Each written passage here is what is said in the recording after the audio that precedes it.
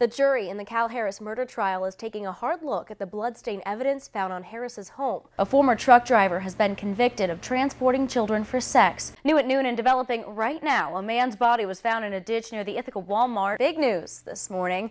Fracking will not be allowed in New York State. The almost 7-week search for Eric Freen is over this morning. And he's also been transferred to the 5 Points Correctional Facility in Seneca County. That's a maximum security facility. Robert, do you have anything to say?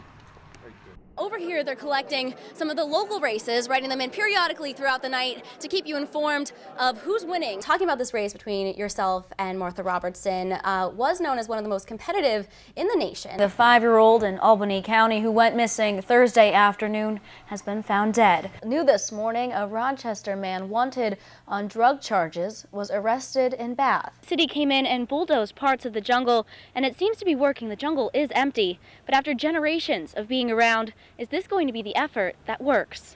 Good morning, Twin Tiers. Just after 6:30 on your Thursday morning, I'm Kelly Meyer. Thanks so much for joining us. A place for entrepreneurs to go and build their ideas has officially opened in downtown Ithaca. There were some flurries coming to work this morning, but a week till Christmas, is it going to be a white one? That's my question. Well, I have the answer for that coming up, but I'm going to save it until my main weathercast. Okay. I'm not make us wait a little bit. Yeah. Hey everyone, happy Friday. Thanks for clicking on the webcast. I'm Kelly Meyer, and here's the latest from WENY News and the Star Gazette. First up this midday and all new. So in 1990, Ithaca Taste the Nation started with just 8 vendors. Now they're in their biggest venue to date. It's 6 times larger than the old location. And don't forget, we want to hear from you. Make sure to like us on Facebook and follow us on Twitter to join the conversation.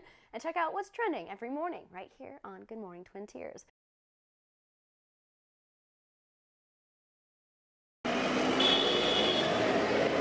Dozens of people wait for their ride home at the Seneca Street bus stop in Ithaca. But for Dina Watton, it wasn't just a bus stop.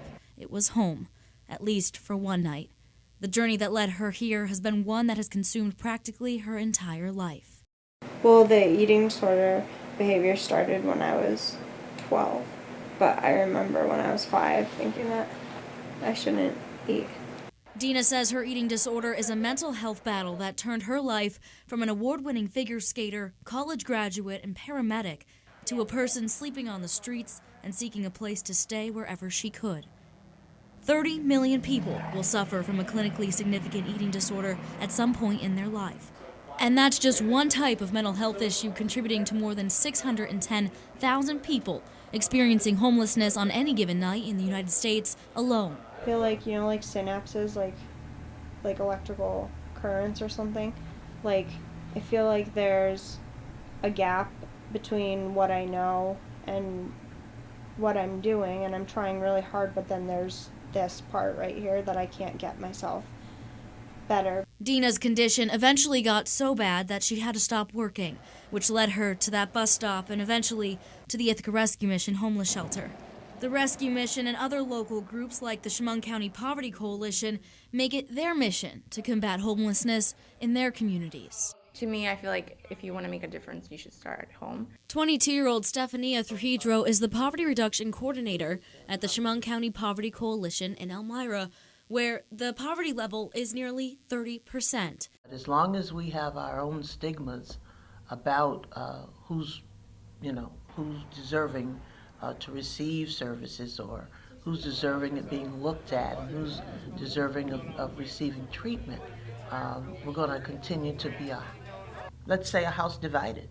Their plan to end homelessness and poverty as simple as starting a conversation. Letting people be on the table and talk about it. They're capable just as anyone else. People like Dina Watton, capable of overcoming her struggles, and with the help of groups like this, finally find a place to call her own. A place now filled with inspirational messages. Her arms, once covered with cuts, now covered with reminders of courage, as she still struggles with the medical repercussions of her eating disorder. All that damage that gets done, it doesn't just go away. There's no simple fix to mental health issues and homelessness, both requiring people to take time to care, share their stories, and keep fighting. There's a lot of people going through the same thing or worse. and they need help.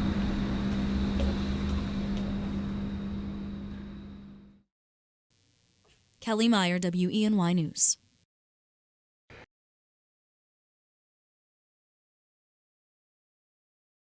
Nine or 10 years ago, a friend had called me up and said, there's this lady with all these Arabian horses, and because I like Arabians, I went over to meet her. This is Brenda. She asked us not to use her last name or show her on camera. Brenda has been helping her friend take care of her 10 horses for years. Brenda says she slowly began to realize that those horses weren't being taken care of properly. One of the older stallions got so sick that he couldn't stand, and I wanted him to be put down so he wasn't suffering, and she fought me on that and fought me on that. A farrier who saw the horses last year told WENY News that he helped provide care in November. At that time, there was a horse with chronic hoof issues that needed regular hoof care. The environment of the barn was, rather run down and in a state of disrepair. The dispute between Brenda and the owner continued to put a strain on their relationship. She began to visit less often until just 2 weeks ago. Someone had called me and told me that one of the horses was dead and that there was no water in the barn. She asked the owner to find the horses a new home. The owner refused. State police went over last week to check on the horses' welfare. They told me the horses looked okay to them and were being fed. These are pictures of the horses taken by Brenda. And Brenda wasn't convinced.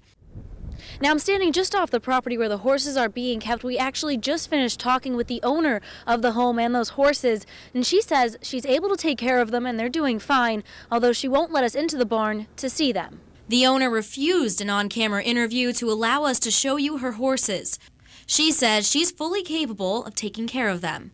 Helen Smith at Sundance Horse and Rescue says they offered to take the horses off her hands, but she refused. Smith says the main problem from all of this is their lack of animal cruelty abuse centers. Tioga County doesn't have an animal welfare organization or humane society, making investigations like this one very difficult. We desperately need to have an authority figure who can help the rescues and the sanctuaries to stand up for the animals that we get the calls on. It would make our job a lot easier. As for the horses still inside the barn, there are only 3 left now. Brenda and others promise they will continue to fight for their safety. Really want them to go somewhere where they're taken care of